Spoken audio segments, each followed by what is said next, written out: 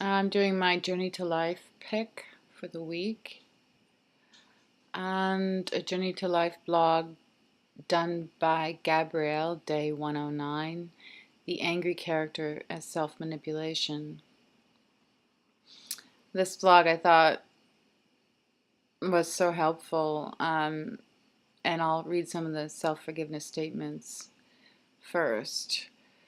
I forgive myself that I have accepted and allowed myself to react in anger towards myself when I react to another in sadness. I forgive myself that I have accepted and allowed myself to react in anger towards myself when I react to another in sadness, as I dislike the feeling of being vulnerable in front of another. I forgive myself that I have accepted and allowed myself to react in anger towards myself when my face gets red, if I become embarrassed in front of another, as I am showing that I am being affected by the other, and thus I am becoming vulnerable to them, as I am perceiving myself to be weaker for becoming embarrassed. I realize within this point that it is only my idea that I am being vulnerable and weak, as I am creating all the reactions within me as an idea that I have to be strong to survive.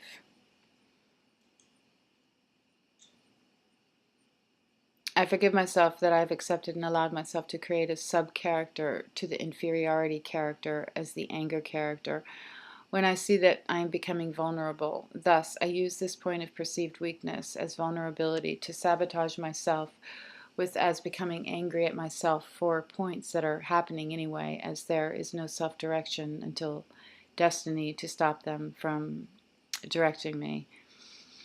So I just thought this was something that I needed to look at within myself, this point where instead of looking at the emotion in another person and realizing that it's me and directing the emotion back to life within the principle of oneness and equality as what is best for all, as what stops the end game of the emotion and directs it to become angry because you're afraid that you'll be considered weak.